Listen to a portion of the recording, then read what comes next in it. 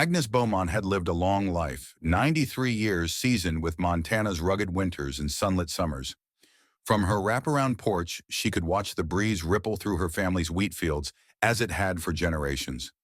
In her youth, Agnes had seen war and endured hardships most people never knew existed. She had lost her husband to an accident on the farm decades earlier and outlived many old friends. Through it all, she managed to keep her family's land afloat, a testament to her unwavering spirit. On a brisk morning in early spring, Agnes stood at the edge of her porch, sipping black coffee from a chipped mug. The crisp air sharpened every breath. A line of unfamiliar SUVs rolled up the gravel driveway, dark windows gleaming ominously. It was almost comedic, such polished vehicles in the middle of her rustic homestead, except there was nothing funny in the sight of those black-tinted windows. The first SUV came to a stop. Out stepped a tall, clean-cut man in a tailored suit. He removed his sunglasses with casual arrogance. Several men spilled from the other vehicles, all scanning the property with the confidence of paid enforcers. Agnes set her coffee on the railing and waited. "Morning, Mrs. Beaumont," said the man in the suit, forcing a gracious smile. "I'm Reuben Blackwell. My associates and I represent Iron Ghost Development.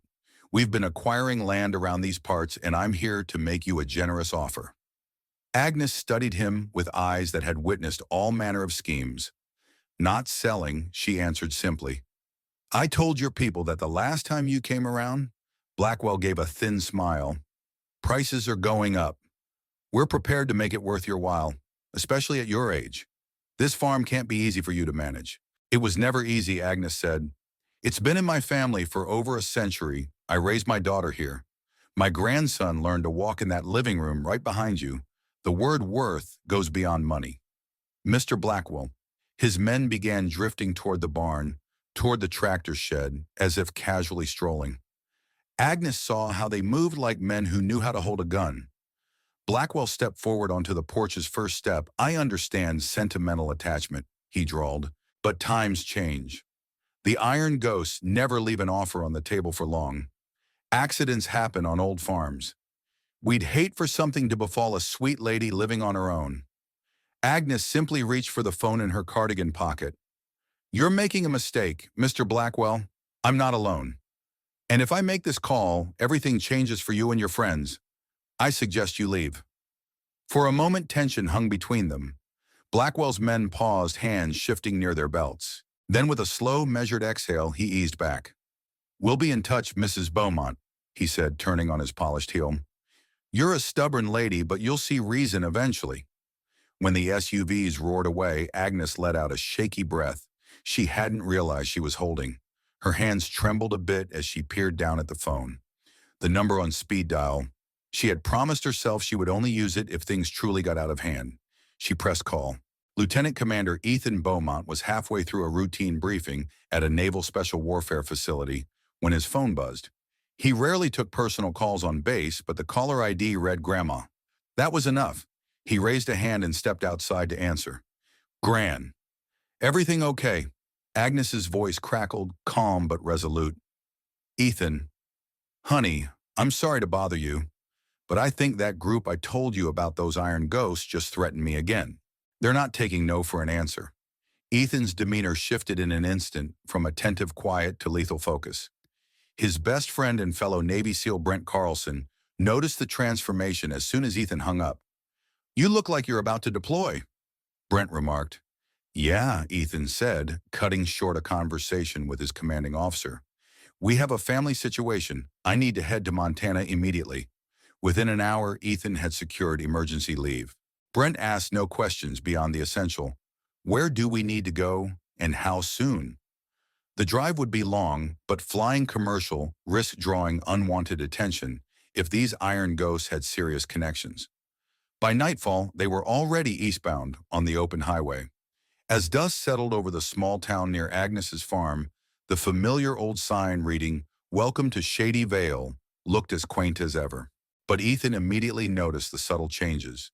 New security cameras bolted onto telephone poles, unfamiliar SUVs parked near the diner, and local folks who carried themselves with an undercurrent of caution.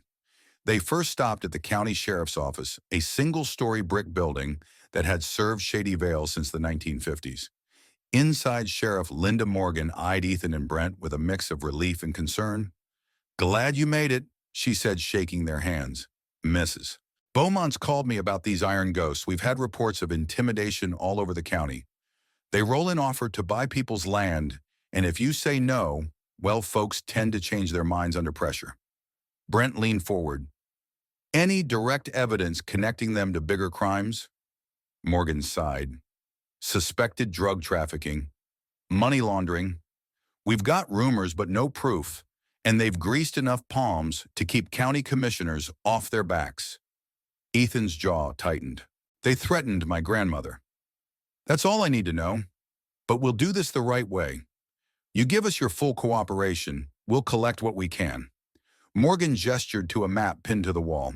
Red tacks dotted properties across the region, forming a pattern that spread outward from Shadyville's center.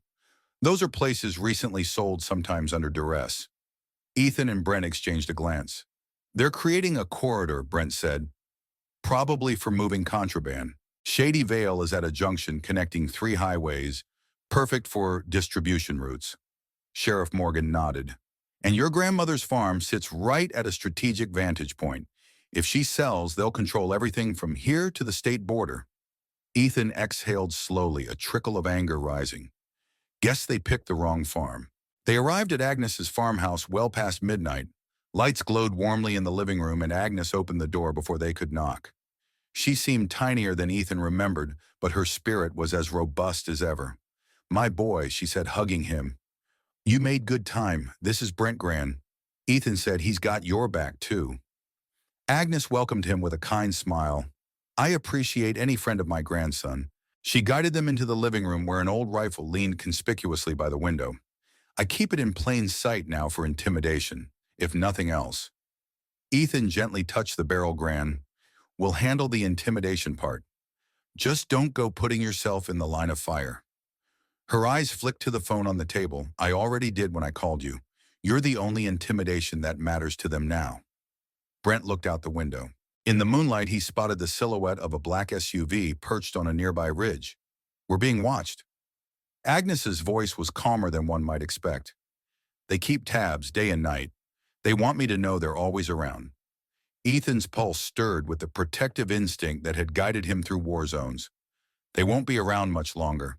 Gran Bren and I are going to expose them, gather real evidence, then we'll shut them down." Agnes nodded. "Just be careful. They have friends in high places." The next morning, Ethan and Brent headed into town. They met quietly with Carmen Diaz, a journalist for the local paper, who had been collecting stories about the Iron Ghost's intimidation tactics. Over a late breakfast at Greg Hill's diner, Carmen spread her files across a corner booth. "They're not just a biker gang," she explained. "They've evolved into a sophisticated criminal enterprise. They own property on the edge of town. Locals whisper about drug deals, extortion, maybe arms trafficking, but no one's brave enough to come forward." Brent scanned the documents. "These are big sums of money moving around. Shell companies offshore. Accounts looks bigger than small-town corruption." "Exactly," Carmen confirmed. "They're ruthless, and Reuben Blackwell isn't just the face of the operation. He's ex-military. Some say he's got men who served with private military contractors." Greg Hill strolled by with fresh coffee, wearing a concerned frown. "You boys be careful," he said. "They had some of their goons in here last week, practically announcing they run this town now." Ethan thanked him. The local faces in the diner all looked at them with a mix of hope and fear. Clearly, the arrival of a Navy SEAL and his teammate had stirred a sense of cautious optimism. Outside, a matte black truck with tinted windows crawled past the driver and passengers scowling at Ethan. He'd seen those looks in conflict zones, the brazen stare of men unafraid of law or consequence. Except this time the fight was on his home turf, and the person they threatened was the grandmother who'd practically raised him. He turned to Brent. "Let's pay Blackwell a visit." Carmen tried to protest, but Ethan was already walking. Sometimes confrontation forced the enemy's hand and revealed their weaknesses faster than waiting for them to strike. They found Reuben Blackwell holding court at the ironically named Iron Ghost Realty, a corner building with tinted glass windows. Blackwell leaned on the doorframe, expression smug. As soon as he recognized Ethan, Lieutenant Commander Beaumont Blackwell said, feigning courtesy, Word travels fast, welcome home. Ethan shoved his hands in his pockets.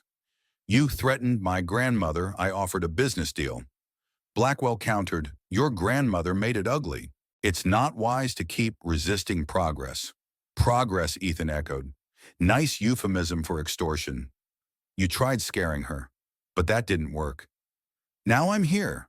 Blackwell's face twitched behind him. Two men wearing black jackets with the ghostly emblem shifted on their feet. You think you're untouchable because you're military. This isn't some war zone.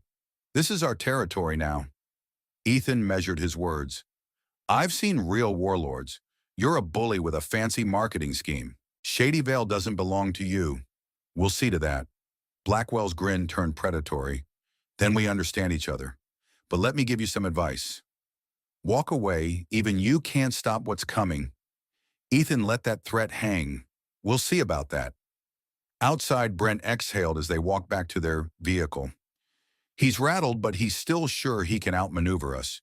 He's got layers of protection, probably some insiders in local government, Ethan said. But that doesn't mean we give up. We just have to be smarter than them.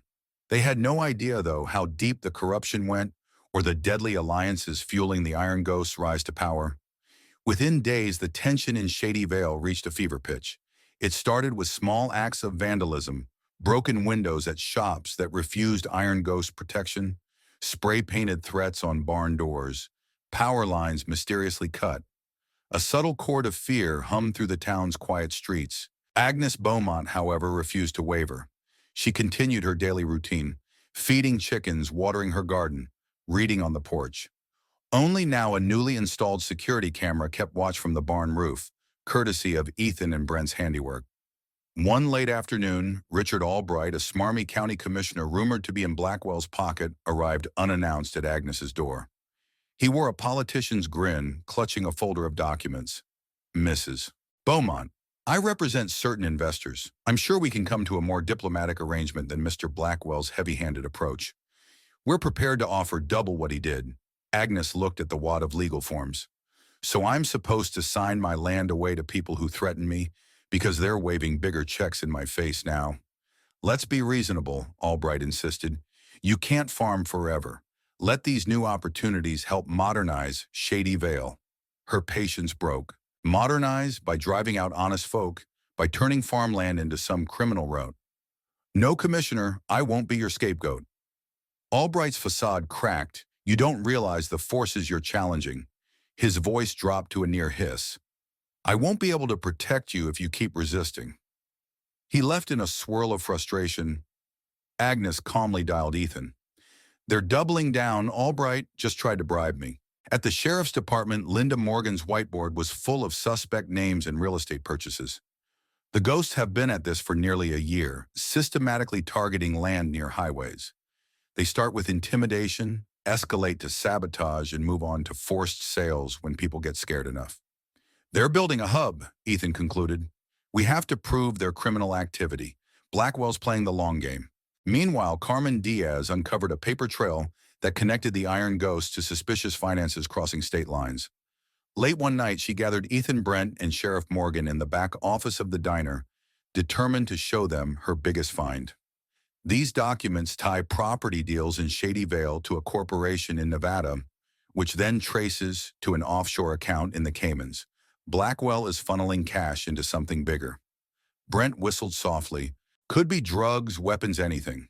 It's not just local greed, it's syndicated crime. The severity sank in. They needed more direct evidence to bring federal authorities in full force. At the same time, they suspected that certain federal agents might already be in Blackwell's pocket given the ghost's apparent immunity thus far. We need a smoking gun, Ethan said, scanning the forged signatures, wire transfers, and shell company trails, or else they'll keep buying their way out. The next day, a fresh wave of violence rattled Shady Vale 3.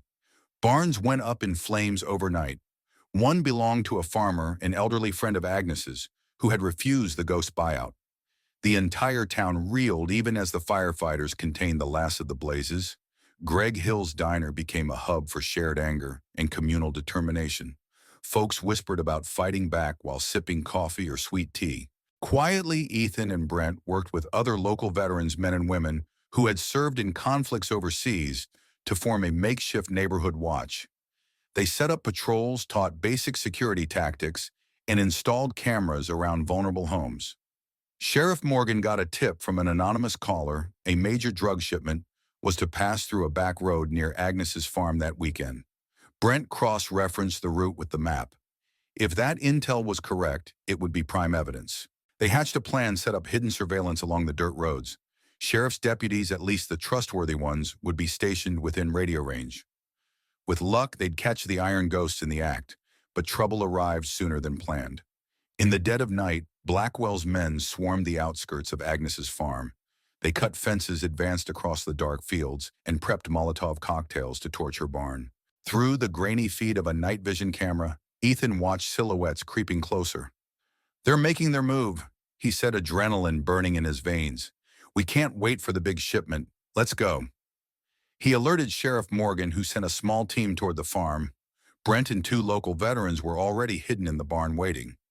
They had spent the previous day rigging motion-activated lights and blocking potential escape routes. Sure enough, the intruders soon found themselves lit up by blinding floodlights. Startled, they froze. Shots rang out from a distance, warning shots from unseen vantage points, forcing them to drop their weapons. Sheriff's vehicles tore up the driveway, red and blue lights flashing, but not all ended well. Two of the ghosts tried to flee in a black SUV, smashing through a makeshift barricade. One deputy's car gave chase, but the SUV vanished into the hills, leaving behind a trail of confusion. Ethan secured the men who had been caught. The authorities found incendiary devices on them, clear intent to burn Agnes's property. The men stayed silent. No one talked, but the evidence was damning. Agnes emerged from the house, flanked by Carmen Diaz, who had captured everything on camera. "Guess they won't be burning much tonight," Agnes said softly. Yet the ghosts were far from beaten. At Iron Ghosts Realty, Reuben Blackwell fumed. "Those federal busybodies will be all over us soon," he spat into the phone. "I don't care how many palms we have to grease shut down that investigation." Richard Albright, on the other end, promised to do what he could, but the videos from Agnes's farm were already circulating online thanks to Carmen's quick upload. In a small town starved for normalcy, that sort of blatant criminal attack lit a fire of outrage. The next morning, half the businesses in Shady Vale put up signs. "We stand with Beaumont Farm, people refuse to bow." A sense of solidarity replaced the hush of intimidation. Carmen Diaz's reporting turned Shady Vale's story into regional news. Soon unmarked cars started rolling into town, some from the media, others from men who didn't want their license plates recognized. Sheriff Morgan's phone rang nonstop with tips, threats, and demands. For Ethan, the developments were both encouraging and worrisome. The more public the conflict, the bigger the stake for organized criminals. They might escalate to lethal measures. Agnes, unshakable as always, had no regrets. "Better the world see this than let them operate in darkness," she said. Brent nodded grimly. "They won't give up quietly. We have to be ready." Multiple leads suggested that the Iron Ghosts were in fact just one cell in a broader network stretching across state lines, linked to a dangerous cartel. Carmen's investigations found connections to rerouted trucking lines, suspicious cargo, and even shipping manifests in coded forms. One name kept popping up in those coded forms: Crimson Hawk Corporation, a money laundering front used by cartels apparently. If Iron Ghosts were working hand in glove with Crimson Hawk, the local intimidation racket could be just the tip of a colossal iceberg. "This isn't just about farmland," Sheriff Morgan noted at a late-night strategy meeting. "They want to create a pipeline for illegal goods from narcotics to arms, right through Shady Vale." Ethan and Brent resolved to gather conclusive proof. They staked out a remote stretch of highway where, according to the latest intel, a major shipment would pass. Carmen Diaz joined at a safe distance, her camera lens trained. Night fell, hours of tension built. Finally, headlights appeared. An 18-wheeler rumbled through, escorted by two black SUVs that matched the Ghost's signature style. Ethan radioed Sheriff Morgan, who had set up a roadblock. A mile down, sirens lit the darkness. The lead SUV tried to turn, lost control on loose gravel, and slid into a ditch. Gunfire erupted. Between the sheriff's deputies and Ethan's precise marksmanship, the shootout ended swiftly. But by the time they opened the trailer's cargo hold, The real shock came crates of high-end automatic rifles, thousands of rounds of ammunition in small unmarked boxes that tested positive for synthetic drugs. The entire load could supply a small army. They had their proof. Carmen documented every inch of the bust. Local authorities, now forced to act, arrested half a dozen Iron Ghost members, except Reuben Blackwell was nowhere to be found.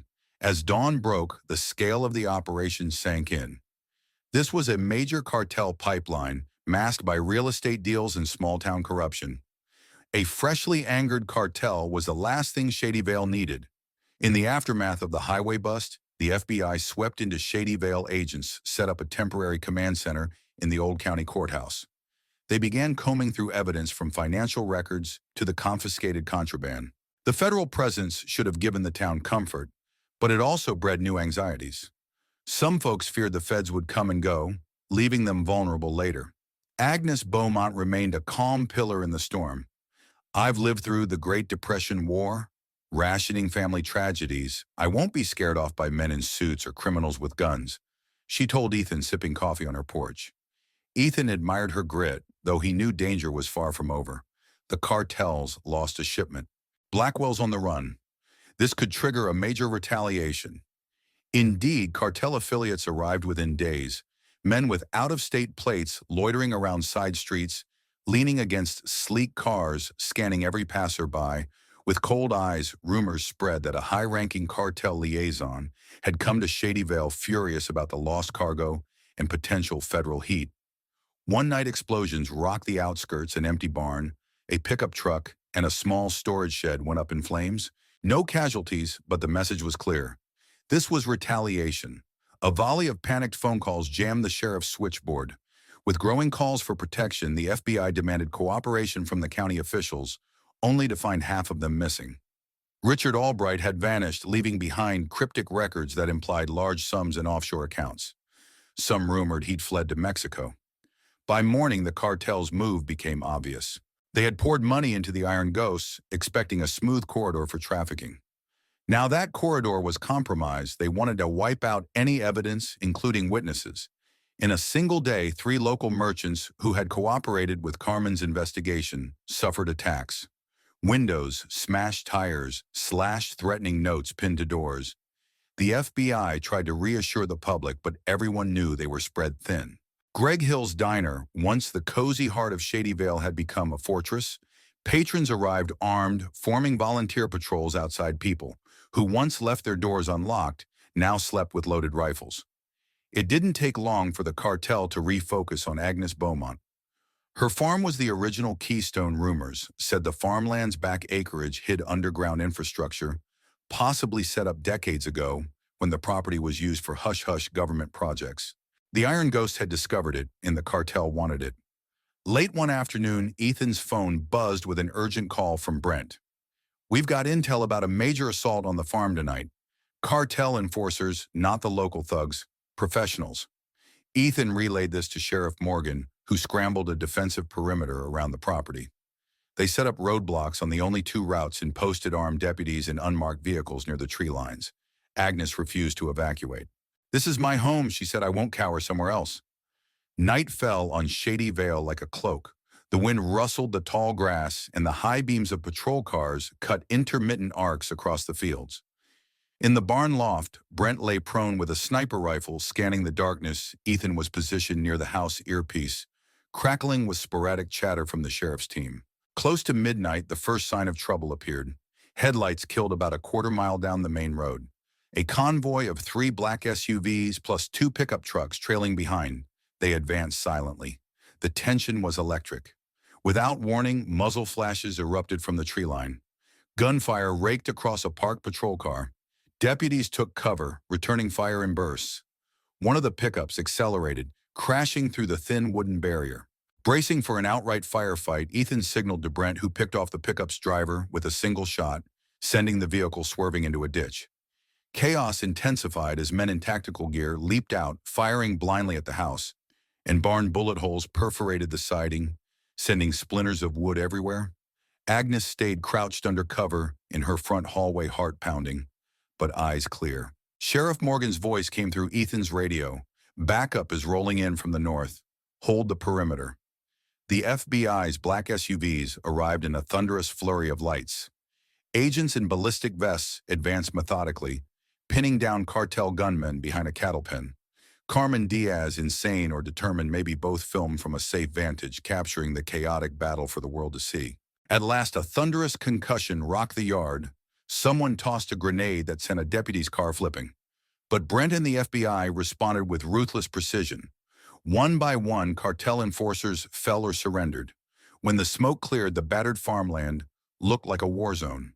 Broken glass, bullet casings, scorch marks. But Agnes's house still stood battered, but unbowed. She emerged onto the porch with trembling knees, glaring at the remainders of the attacking force. Ethan joined her, rifle slung over his shoulder. "It's over, Gran." She shook her head softly. For now, in the days that followed, the FBI arrested dozens of cartel-linked criminals, some injured in the firefight. Crates of additional contraband were seized from a hidden storage unit near the farm's boundary line, confirming every suspicion about the Iron Ghost's deeper connections. Carmen Diaz's footage became national news. Shady Vale turned into a symbol, an illustration of how crime syndicates could infiltrate quiet towns until good people decided to stand and fight. Reuben Blackwell was finally found in a remote cabin outside state lines, abandoned by his own men. He surrendered without a fight, presumably trying to broker a deal with prosecutors. Iron Ghost's realty was shuttered, and all of Blackwell's assets were frozen under federal court orders. Agnes Beaumont testified at a federal hearing in front of assembled authorities and press, calmly recounting how intimidation escalated into open violence. Her words, quiet but indomitable, resonated through the chambers. The image of a 93-year-old woman who refused to yield to a syndicate's threats captured the nation's imagination. "It's not about how old you are or how strong you seem," Agnes told a reporter outside the courthouse. "It's about believing in what's right. I protected my farm because my family built this place from scratch. Fear only works if you let it." Ethan and Brent, their emergency leave nearly over, said their goodbyes at the farmhouse. Sheriff Morgan shook their hands firmly. "I wish every town under siege had guys like you. We'll be okay now, thanks to folks like Agnes who never gave in." Brent gave a little smile. "This place will bounce back. The spirit you've all shown, you can't beat that." After packing up, Ethan lingered on the porch with Agnes. She touched his arm. "You did more than protect me," she said. "You reminded all of us that we don't have to be afraid." He bent down and kissed her cheek. "I'll come back soon," he promised. A few neighbors walked over to help repair bullet-riddled walls, replace shattered windows, and hammer new boards into the barn door. Shady Vale might bear the scars of violence, but it also carried something stronger: unity.